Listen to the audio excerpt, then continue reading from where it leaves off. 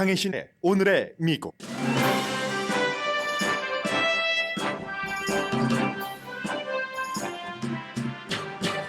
한국군이 북한 핵에 대응하기 위한 미사일 발사에 실패한 것에 대해 사과하자 세계 모든 언론이 보도합니다.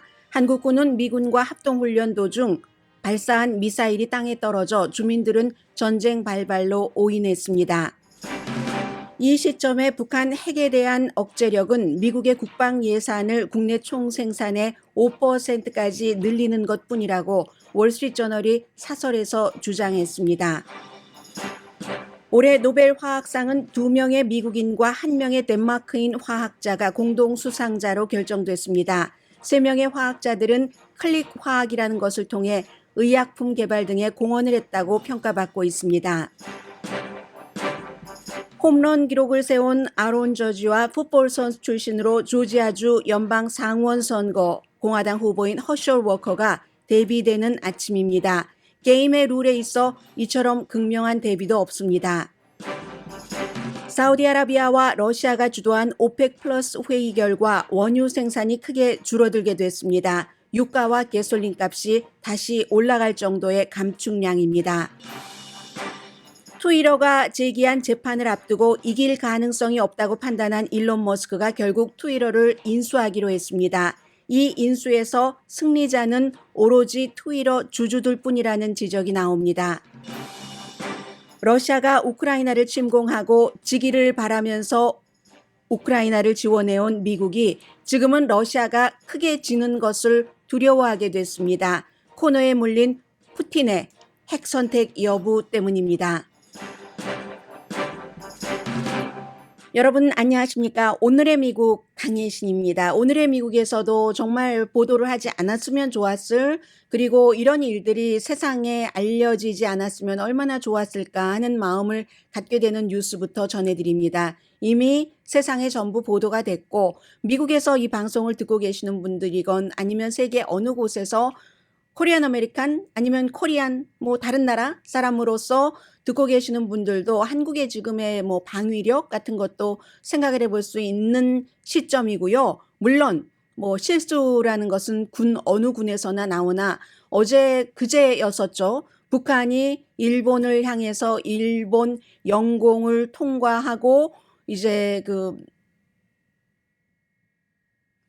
태평양에 떨어진 중거리 탄도미사일을 발사한, 거기에 대해서 대응하기 위해서 당연히 한국과 미군이 합동군사훈련을 했고 또 합동군사훈련을 같이도 하지만 따로도 하죠. 한국군이 미사일을 2발을 발사하고 미군이 2발을 발사했는데 나머지는 성공을 했는데 한국군이 발사한 이 미사일이 이륙하자마자 실패해서 땅에 떨어지고 말았습니다. 저는 지금 굉장히 뭐가 작게 들리는데요. 괜찮으세요?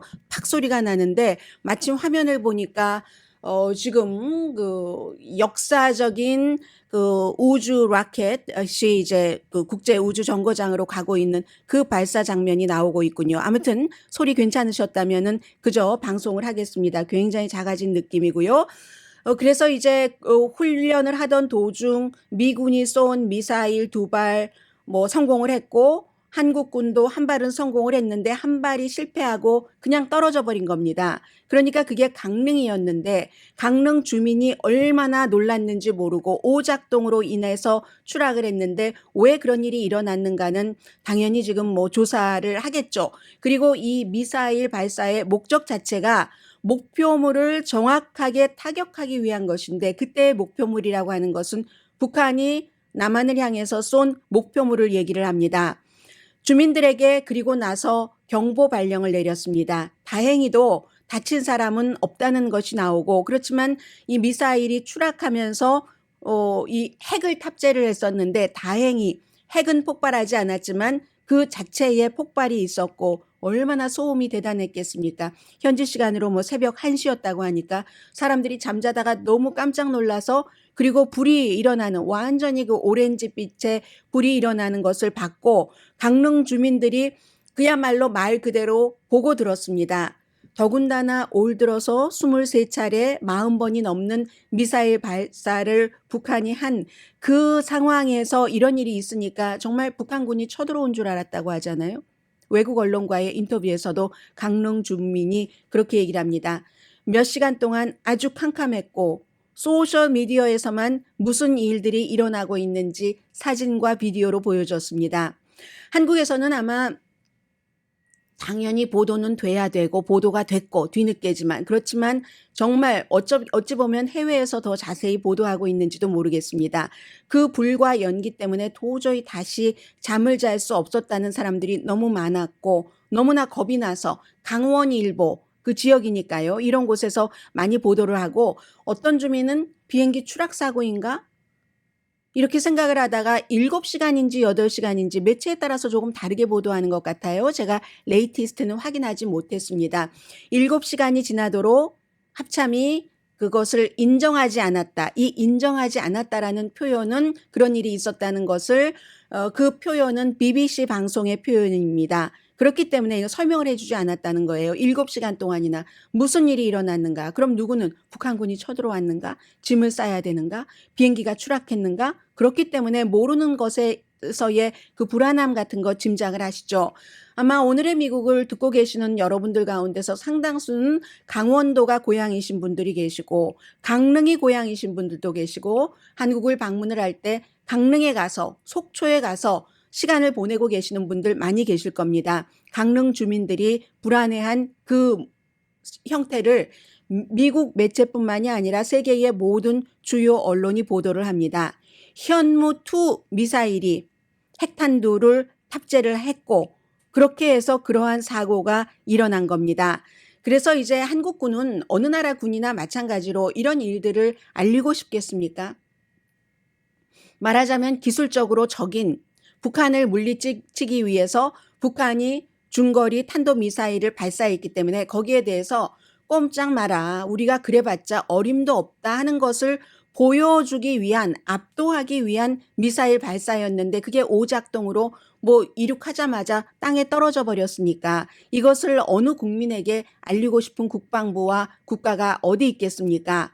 더군다나 지금 북한이 법을 바꿔서 만일의 사태에 북한이 어떠한 그 위협을 느낀다고 판단을 하면 핵 선제 공격까지 할 수 있다. 이것은 핵 협상을 당분간 안 한다는 일종의 공지잖아요. 이 상태에서 이런 일이 있었던 겁니다. 그래서 가디언 영국 신문의 표현은 힘을 과시할 예정이었지만 아주 난처하게 끝났다.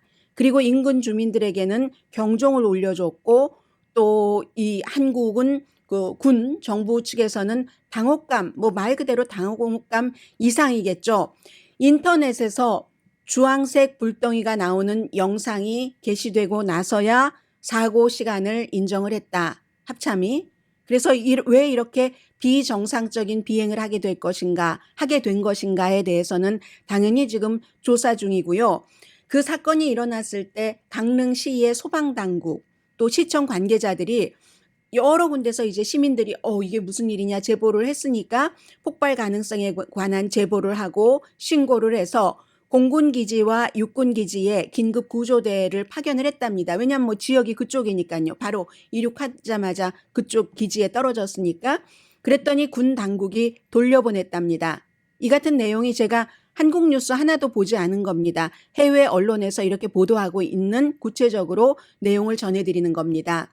현무 2호는 한국의 선제 보복 공격의 그 전략의 핵심입니다. 북한에서 뭔 일인가를 한국에 저지른다고 할 때 보복 공격의 핵심, 선제 공격의 핵심인데 굉장히 망신스러운 일이죠.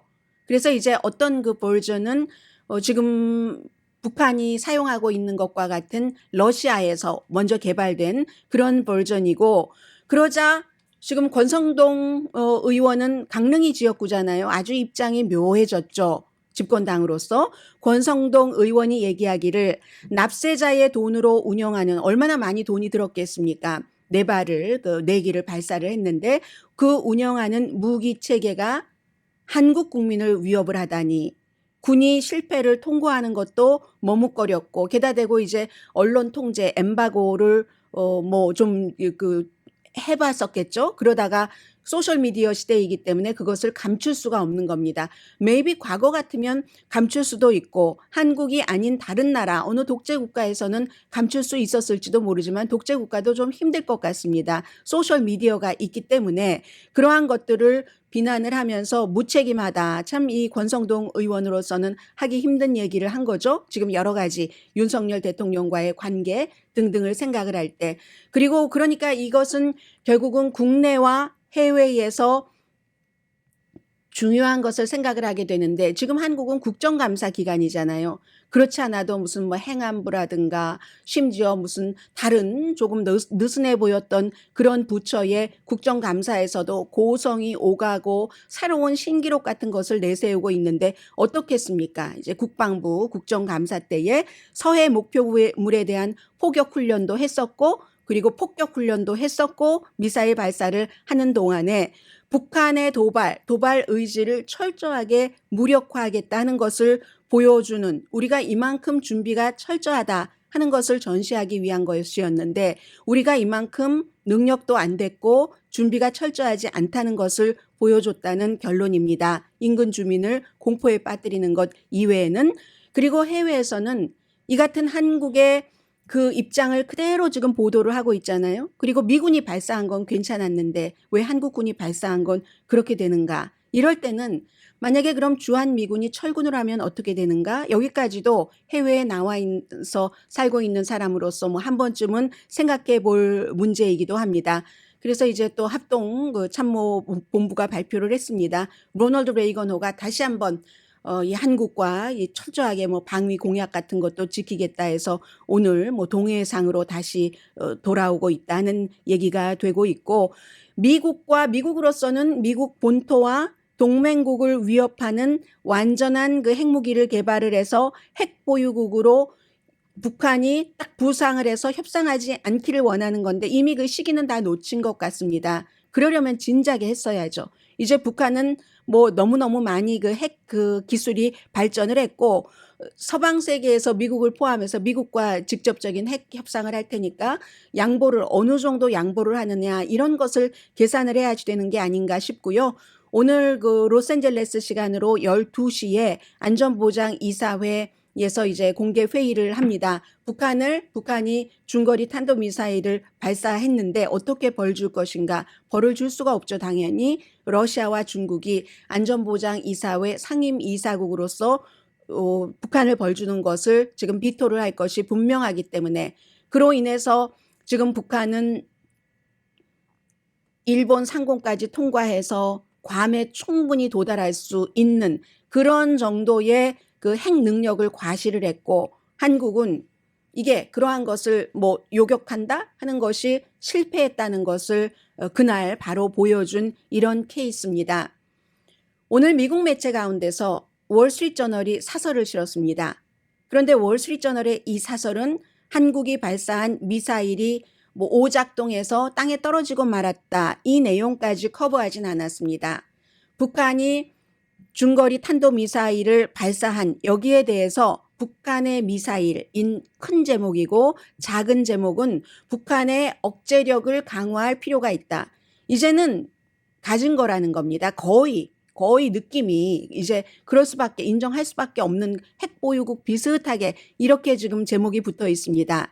북한의 탄도미사일 위협이 충분하지 않은 것처럼 지금까지 세계가 반응을 해왔는데 그리고 외교는 지금 전혀 이루어지지 않는데 최선의 대응은 동북아시아에서 재래식과 군 억제력을 강화하는 것뿐이다. 물론 월스트리트저널의 입장이라는 것을 먼저 말씀드립니다. 월스트리트저널은 북한 문제에 대해서 항상 강성이었고 월스트리트저널은 경제에 굉장히 강하고 국방산업체와도 무척 연관이 있는 기사를 많이 쓰는 신문이라는 것은 전제하고 말씀드립니다. 쿠바가 플로리다에 미사일을 보내는 것과 같다.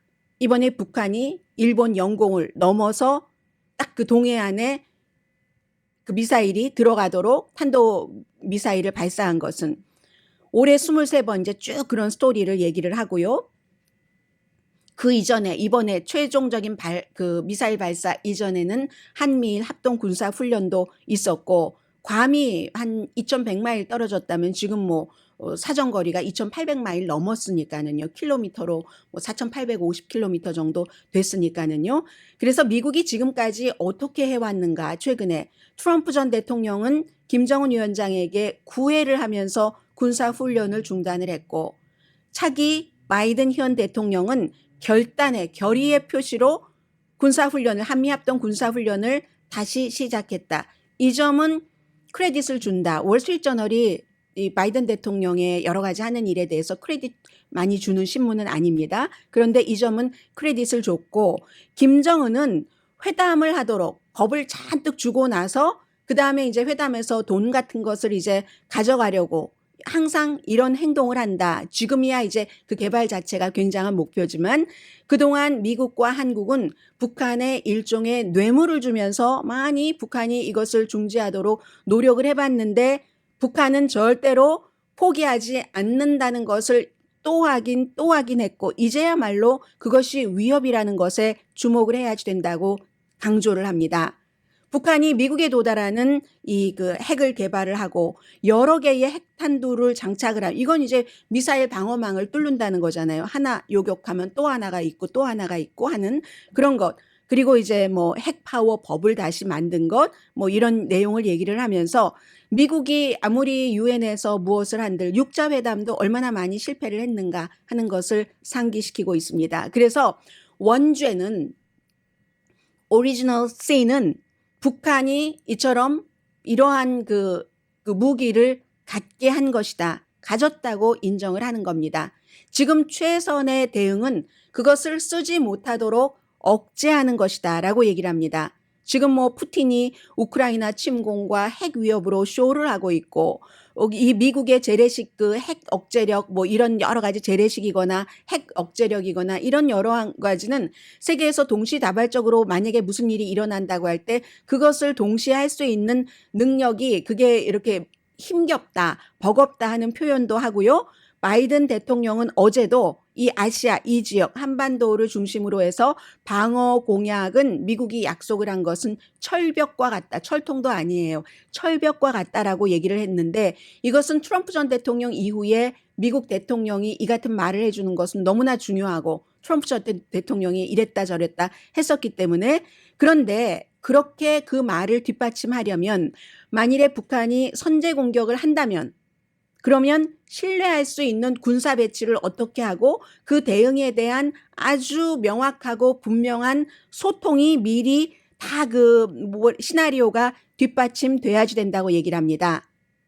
그래서 평양과 베이징에서 이거를 한 팀으로 보는 겁니다. 이제는 육자회담 한참 뭐 좀 기대할 때만 하더라도 중국이 있으니까 중국이 어떻게 해주겠지 했는데, 이제는 중국과 북한은 한 몸으로 보면서 만약에 뭐 이것을 쓰고 나면은 김정은은 전멸한다 하는 것을 베이징도 북한도 이해를 해야지 된다는 얘기입니다. 그러기 위해서는 월스트리트저널의 주장입니다. 국방 예산 많이 올려야지 된다. 지금 3%에서 국내 총생산이에요. GDP의 5%까지 굉장히 많이 올리는 거죠. 대폭 증가해야지 된다. 그게 2010년도에 있었던 그 양이거든요. 그리고 이제 그 이후에 버락 오바마 전 대통령 들어와서 조금 줄였던 것은 테크놀로지가 너무 많이 발달을 했기 때문에, 무인 뭐 드론이라든가, 그래서 그런 쪽으로 가서 그 실제적인 이 국방 예산을 줄였었는데 그걸 다시 2010년 수준 5%로 해야지 된다고 주장을 하고, 일본은 뭐 지금 뭐 여러 가지로 점차 늘리고 있잖아요. GDP의 1%에서 2%까지 늘릴 것이고, 한국도 더 늘릴 수 있다라고 얘기를 합니다. 냉전 시대는 끝났지만 지금 새로운 악의 축이 등장을 해서, 새로운 악의 축은 민주주의를 위협한다고 쓰고 있습니다. 중국이 평양의 핵을 아주 유용하게, 중국에 유용하게 사용하기 좋게 그런 그 어떠한 뭐 자극이라고 할까요? 이런 것을 보고 북한의 어떠한 그 도발적인 이런 행위를 막지 않을 것으로 판단을 하고 있습니다. 월스트리트저널 사설은요. 러시아는 지금 해피하죠. 미국이 우크라이나 거기도 집중해야 되고, 저렇게 김정은 위원장이 나 여기 있거든, forget me, don't forget me now 이렇게 얘기하는 그런 것을 보면서 해피하고, 바이든과 다른 리더들은 미국인에게 설명을 해야지 된다는 얘기입니다. 새로운 세계의 위험, 새로운 악의 축은 민주주의를 위협하는 건데 그 위험에 대해서도 있다고 인정을 하고 설명을 하고 그걸 막으려면 어떻게 해야지 되는지 월스트리트저널은 그 해답으로 국방비를 늘려라 이렇게 얘기를 하고 있습니다.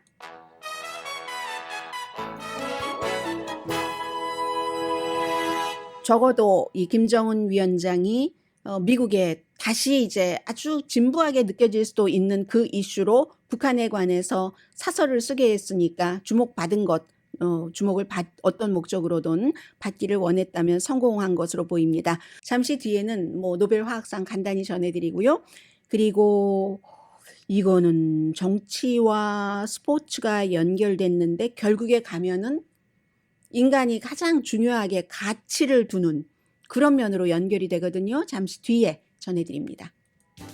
라디오 서울 방송 오늘의 미국 듣고 계십니다. 네, 노벨 그 화학상 수상자도 미국인 2명, 덴마크인 화학자 1명 이렇게 3사람이 받게 됐는데 한 분은 여자분이네요. 올해 처음으로 지금까지 3가지가 발표가 됐는데 생리의학상 1사람, 그리고 어제 물리학상 3사람, 또 오늘 화학상 3사람 하면은 7명 가운데서 1명 지금 여자가 나왔습니다. 스탠포드 대학교에 계시는 분이세요. 교수님 캐롤린 베르토치라는 교수님이고, 그리고 두 번째는 이제 코펜하겐에서 살고 계시는 모르텐 맨달, 세 번째는 역시 캘리포니아주에 살고 계십니다. 케이베리 샤플리스라는 화학자. 원래 이분이 샤플리스 그 화학자가 제일 먼저 2000년도에 클릭 화학이라는 그 말을 만들어내셨대요. 그런데 한마디로 이게 이분들이 그 화학상을 받은 것은 분자 구조를 어떻게 했다고 얘기를 해야지 되는 거죠. 분자 구조를 연구했다 뭐 이렇게 하면 되겠네요. 그래서 뭐 한 사람이 이렇게 시차를 두고 이렇게 해서 결국은 그런 것들이 약을 개발한다던가 아니면 우리 그 유전자 매핑한다고 하잖아요. 그 유전자의 그 지도 그리기 이런 것을 그 기초를 마련을 해서 이 3사람에게 노벨 화학상이 돌아갔답니다. 그럼 미국 사람들이 지금까지 3사람이 받았네요. 처음에 노벨 생리의학상에만 빠져 있고 2군데는 지금 들어가 있고 내일 문학상, 금요일에 평화상, 월요일에 지금 경제상 남았습니다. 아론 저지와 그리고 허셜 워커 한 사람은 야구, 외야수, 어제 홈런 기록을 시즌에서 갱신을 한 선수고 또 한 사람은 전에 그야말로 그 유니버시티 오브 조지아 다닐 때 그 풋볼 선수로서 너무나 엄청난 기록을 많이 세웠고 지금은 이제 미국에 딱 100명 있는 연방 상원 의원 선거에서 조지아주 공화당 후보로 이제 뭐 40일도 채 남기지 않은 후보입니다.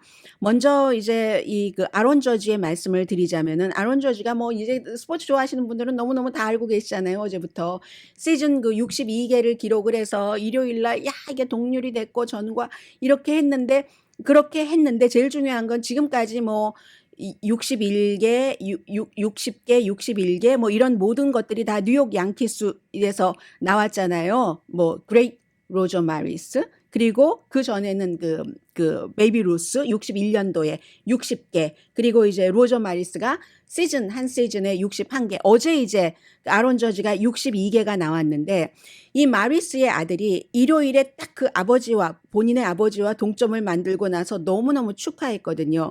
그리고 어제 새로운 기록을 세우고 나서 더 축하를 했죠. 물론 지금까지 많은 뭐 선수들이 몇몇이 뭐 73개 이렇게 기록한 선수도 있잖아요. 샌프란시스코 자이언츠의 그 베리 본즈 같은 경우, 그 다음에 뭐 그 마크 맥과이어도 있었죠. 세미 소사도 있었죠. 그런데 이 3사람은 뭐 한 사람은 분명하게 내가 그렇게 그 약물, 뭐 스테로이드겠죠. 스테로이드를 투여를 했다는 것을 인정을 했고. 그리고 그 베리 본즈는 부정을 했는데 그러니까 이 맥과이어 같은 경우는 야구 명예의 전당에도 못 올랐잖아요. 지금 중요한 것은 이 바이든 대통령도 역사를 다시 썼다 하면서 너무너무 축하하는데 아론 저지는 이 같은 약물 기록이 전혀 없는 깨끗하게 해서 62개의 이런 그 기록을 세웠다 해서 이제 뭐 역사가 만들어졌다 하는 이 말씀을 드리고요. 그 스토리 자체는 스포츠를 좋아하시는 분들은 너무 잘 아실 것 같고 그 마리스의 그것보다 이게 훨씬 중요하다라고 오늘 뉴욕타임스는 열심히 썼던데요. 그리고 이제 조지아주의 허셜 워커 공화당 상원 후보 얘기를 좀 가겠습니다. 이 스토리는 제가 잡지 애틀란틱의 스텝 라이터인 데이빗 그레암 씨의 그 긴 글을 조금 요약을 해드리겠는데 이게 꼭 정치로만 볼 것인가? 이런 여러 가지를 이제 미국의 추세가 바뀌어진다는 겁니다. 상상을 하게 되는데 어제 말씀드린 것처럼 이 사람이 지금 그 산모의 건강이 심지어는 위험해도 낙태는 안 된다 하는 것을 딱 차고 들어와서 워낙에 인지도가 있으니까 이름 인지도가 있으니까 그래서 지금 민주당의 현 의원과 라파엘 뭐죠? 원옥이라는 현 의원과 한 1년밖에 안 됐어요. 2년 정도 돼가네요.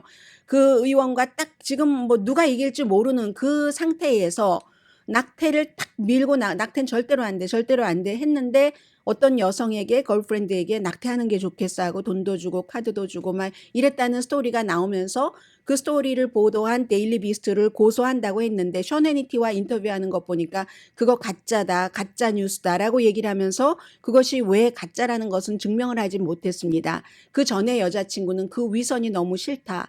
뭐 아주 문화적으로 가치적으로 보수인 척하면서 하면서 많은 증거를 제시를 했어요. 그랬는데 이게 문제는 예전에는 선거 공식이 조금 작동을 했는데 예를 들어서 아주 심각한 개인적인 스캔들이 많이 나오면 중요한 정치인을 뽑을 때 사람들이 좀 그것을 고려를 했다는 겁니다. 그런데 지금 허셜 워커 같은 경우는 그것뿐만이 아니라 엑스와이프에게 권총을 막 들이댔다던가 아니면 뭐 본인이 사소한 것을 말씀드리자면 대학교 다닐 때 우수한 성적으로 졸업을 했다라고 얘기를 했는데 졸업도 결국 하지 못했다던가 이런 많은 문제 혼외 자식이 4명이나 있는데 1명도 없었던 것처럼 숨기려고 했다던가 그리고 1명도 키우고 있지 않다던가 그런 그런 일들이 많이 나오는데도 불구하고 공화당의 유권자들이 그게 어때? 하고 찍어줄 수 있다는 겁니다. 그게 어때? 제일 먼저 트럼프 전 대통령이 나와서 어제 강하게 비호를 했고 아니라잖아. 저 사람이 아니라잖아. 데일리 비스트가 가짜라잖아. 민주당과 좌파 언론이 지금 가짜로 얘기를 하는 거잖아. 라고 얘기를 했고 미치 매코넬을 포함한 공화당들이 줄줄이 그 옆에 줄을 섰습니다. 그런데 원래 허셜 워커가 후보가 되기 전에는 공화당 가운데서도 저 사람 너무 이슈도 하나도 모르고 뭐 환경도 모르고 오염도 몰라 설명할 줄도 몰라 질문도 못 알아들어 해서 조금 아닌데 하다가 트럼프 전 대통령이 확 그 공식 지지를 해버리고 이게 공화당의 후보가 됐어요. 다른 사람을 누르고 그러니까 공화당이 쫙 이 사람에게 줄을 쓴 겁니다. 심지어 많은 낙태에 반대하는 여성들도 단체의 단체장도 공화당이기 때문에 낙태에 반대를 한다고 하니까 본인이야 뭐 낙태를 여자친구랑 했던 말았던 뭐 혼외 자식이 4명이 있건 말건 아무 상관이 없다 한다는 겁니다. 이게 본격적인 시작은 그 이전에도 약간 있었지만 그 이전 사람들은 떨어졌죠. 그러나 2016년도 트럼프 전 대통령은 그런저런 일, 뭐 예를 들어 결혼 3번 할 수는 있습니다. 그리고 뭐 여자들에 대해서 이런저런 말을 한 것이 선거 치러지기 뭐 한 일주일쯤 전에 보도가 되고 워싱턴 포스트 등등을 통해서 그랬어도 사람들은 아무런 생각을 안 합니다. 이게 특히 이것도 집단적으로 지원을 해줘야지 되는데 잡지 애틀란틱은 1980년대와 1990년대의 복음주의를 얘기를 합니다.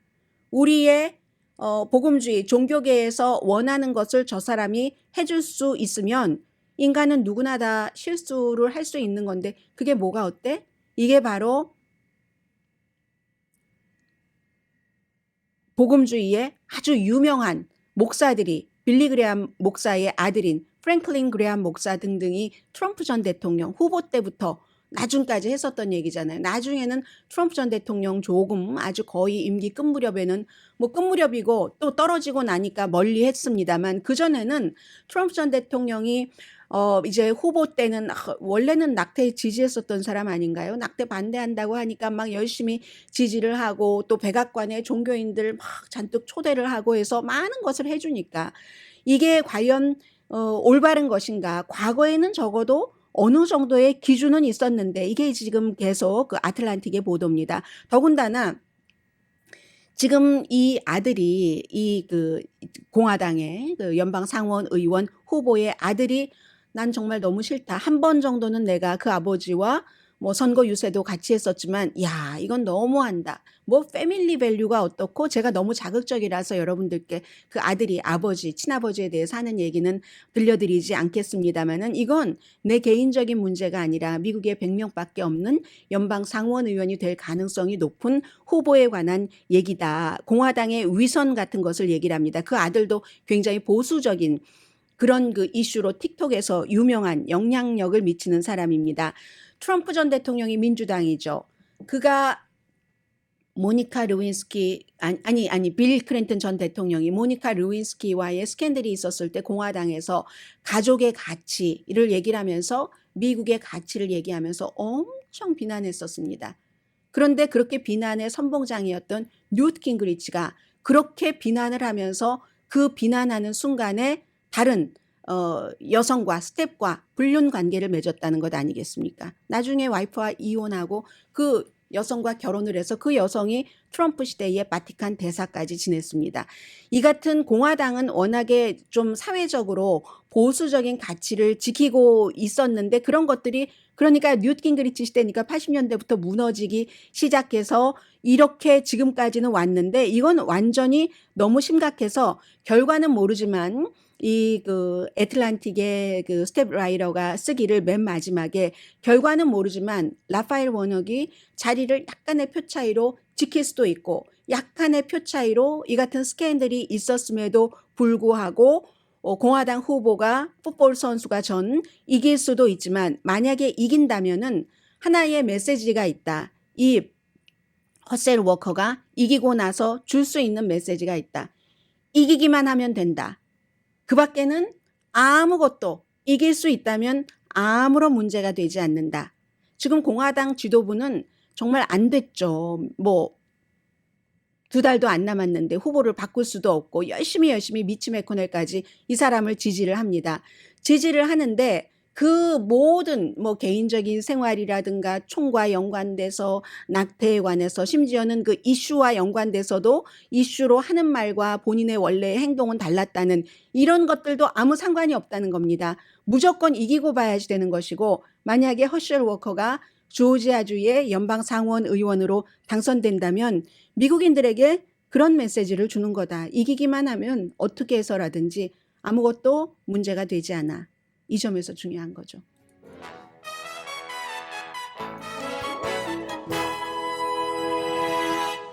라디오 서울 방송 오늘의 미국 듣고 계십니다. 결국은 이제 오펙과 오펙 그 석유 그 수출국 원래의 그 오펙과 오펙 플러스해서 뭐 11개국이 러시아를 포함해서 더 들어가잖아요. 그래서 24개국 산유국이 회의를 해서 하루에 200만 배럴씩 생산을 줄이기로 했습니다. 한마디로 목적은 그 오일 값을 비싸게 하려고 그러는 거죠. 생산량을 줄여서. 그들이 아주 그 명시적으로 한 얘기는 세계 경제와 오일 시장 전반에 걸쳐서 불확실성 때문에 우리가 무조건 많이 생산해 놓을 수는 없다라고 얘기를 했는데 오일값 올리기 위해서 그렇습니다. 그리고 여기서 또 하나 중요한 것은 사우디아라비아는 산유국으로 오펙의 원래의 멤버로서 러시아는 오펙 플러스 멤버로서 서로 이제 뜻을 같이 했다 하는 것. 이게 이제 두 사람 다 사우디아라비아의 왕세자나 러시아의 블라디미르 푸틴이나 바이든 그 현 대통령에게 굉장히 많은 고통을 주고 있는 이런 그 두 사람이고 얼마나 오를지 전문가들이 아직은 알 수가 없답니다. 하루에 보통 그 오일을 1억 배럴을 그 사람들이 쓴다고 하거든요. 그런데 그 가운데서 200만 배럴이면은 눈에 띈다 할 수 있는 정도가 된답니다. 계산상으로.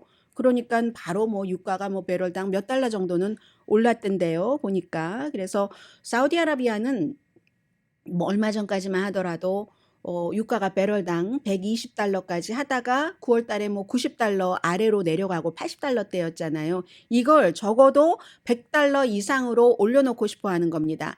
지금 사우디아라비아도 그렇고 러시아도 그렇고 다른 것 하는 게 없습니다. 오일 팔아서 잘 살도록 정권을 유지를 해야지 되는 그런 국가들이기 때문에 바이든에게 이래저래 어려움을 주는 것이고, 그리고 이제 이게 중간 선거에 영향을 미칠 수 있다는 것 다시 말씀드립니다. 일론 머스크의 트위터 인수는요, 사실은 실용적인 뉴스라기보다는 너무나 세계의 모든 사람들이 관심을 갖고 있으니까, 일론 머스크라는 사람도 그렇고 트위터라는 소셜미디어도 그렇고, 트위터가 사실은 다른 소셜미디어에 비하면 그 가입자 숫자는 작습니다. 그러나 트위터가 워낙에 정치적인 것에 딱 그 포커스를 두고 있고, 정치인들도 본인의 그 오피스에, 정치인 사무소의 공식 오피스와 개인 이런 것들을 따로 또 두고 있잖아요. 그렇게 정치적인 논란에 있어서는 트위터가 굉장한 역할을 하기 때문에 트위터라는 회사 자체에 어떠한 가치는 있는 것이고, 이걸 산다고 했다가 안 산다고 했다가 뭐가 틀리다, 원래 사려고 했던 것보다 이렇게 하던 일론 머스크가 결국은 사기로 했는데, 우선 레이티스트부터 전해드립니다. 사면은 제일 좋을 사람들은 누구냐? 트위터 주주밖에 좋아하는 사람 없답니다. 왜냐하면 트위터 직원들 수천 명은 일론 머스크의 그런 그 불안정한 캐릭터, 그리고 말도 함부로 하고 하는 것들도 싫어하고, 어느 정도 안정되게 트위터라는 직장에서 적응하고 일을 하고 있는 직원들은 또 예측 불허의 그 CEO가 오면은 그것도 싫고, 그러니까 그렇죠. 은행들도 뱅크 오브 아메리카와 다른 곳을 쓰고 있는데 워낙에 이 사람이 부자기는 하지만 돈이 얼마가 지금 있어야지 되는 거죠. 440억 달러잖아요. 주당 54달러 20센트 처음에 제시했었던. 지금 트위터의 가격이 한 300억 달러밖에 안 나가는데 440억 달러에 인수를 해야지 되는 거예요. 그런데 이 사람이 뭐 현찰을 다 뭐 이걸 갖고 있는 것이 아니니까 은행에서도 좀 갖고, 또 본인의 테슬라, 스페이스X 뭐 이런 곳에서도 뭐 좀 조달을 해야지 되고, 투자자들에게도 받고 또 주식도 팔아야지 되고 하니까 테슬라도 좋지 않죠. 테슬라 주식값은 당연히 내려갔고, 그래서 좋아할 사람은 주주밖에 없다. 그러면 왜 이제는 무용담은 끝난 겁니다. 산다 안 산다, 산다 안 산다, 뭐 그거 가짜 스팸 어카운트가 너무 많아 하고 했다가 결국은 이 트위터가 고소했잖아요. 산다고 하고 나서 우리가 너무 일론 머스크가 산다고 하고 나서 또 뒤로 물러섰을 때 손해가 크니까 델라웨어 법정에 딱 고소를 해버렸습니다. 이게 도저히 이길 수가 없는 거예요. 원래 내일도 데포지션 날이었고 금요일에도 데포지션 날이었는데, 그 트위터의 변호팀들에게 선서를 하고 하는 거잖아요. 그냥 말할 때는 일론 머스크가 트위터 같은 데다가 트윗하고 어디 쇼에 출연해서는 막 마리화나까지 피우면서 그 쇼에 대해서 말을 하고 하지만 법정에서 선서하고는 거짓 증언을 할 수 없는 거잖아요. 그래서 이게 본인에게 굉장히 해가 될 것을 알고 할 수 없이 마침내 일론 머스크가 자신의 변호사들의 말을 들었다 해서 울며 겨자 먹기식으로 이것을 인수를 했다는 겁니다. 결국은 뭐 트위터 뭐 주식 어제 많이 롤러코스터로 많이 올라갔다 나중에 조금 뭐 좀 마무리가 되기도 하고 했었고요. 그리고 이 다음에는 이제 테슬라는 뭐 주가가 최고점에서 40% 정도 내려갔습니다. 어쨌든 가장 그 논쟁적인, 지금 돈도 벌지도 못하고 제대로 하는데 뭐 일론 머스크와 같은 아주 혁신적인 사람이 들어가면 혁신적인 사람이고 여러 가지를 모든 것을 합리적으로 하지 않기 때문에 막 우주선 사람도 태우고 하는 일을 할 수 있는 거잖아요. 그 본인이 했었던 많은 테슬라와 그 스페이스X에서의 성공을 트위터까지 가지고 올 수 있을지는 모르겠습니다만은 그 전에 일단 무용담이 끝나고 나서 굉장히 사람을 놀라게 할 만한 이슈는 많이 만들어낼 것 같습니다. 잠시 뒤에 뵙겠습니다.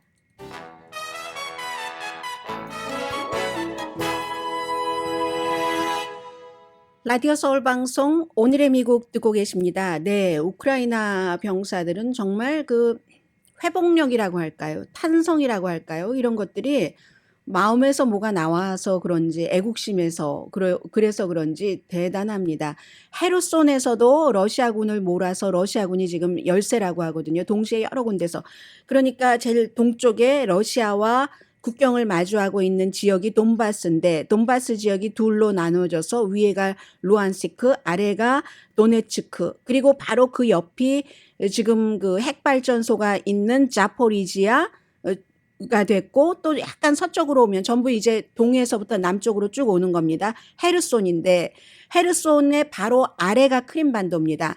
이 헤르손에서도 지금 러시아군을 몰아내고 있다고 하고요.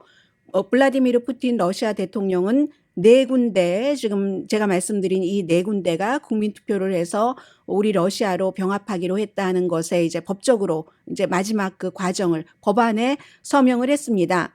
그리고 러시아에서는 여전히 키르기스탄으로 피신하는 우크라이나 전쟁에 가지 않기 위해서 그런 젊은이들도 많고 어제 카밀라 해리스 부통령도 젤렌스키와 통화를 했고 바이든 대통령도 젤렌스키와 통화를 해서 우크라이나에 이동식 발사대를 4개를 보낸다 이런 얘기.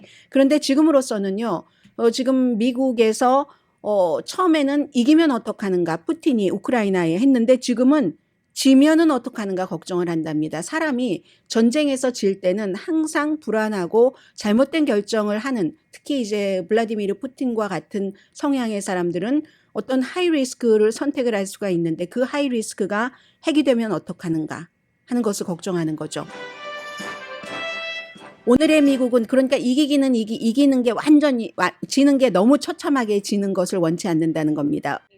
네, 지금 그 바이든 대통령이 지금 방금 이 대통령 전용기를 타고 질 바이든 여사와 함께 플로리다주에 도착을 했습니다. 플로리다주에 도착을 해서 스케줄이 쭉 몇 시간 동안 있더군요. 허리케인 이안에 관해서 여러 가지 얘기도 하고 피해자도 만나는 대통령의 또 하나의 임무를 하기 위해서 지금 그 비행기에서 내려서 활주로에 있는 모습 보입니다. 강혜신이었습니다.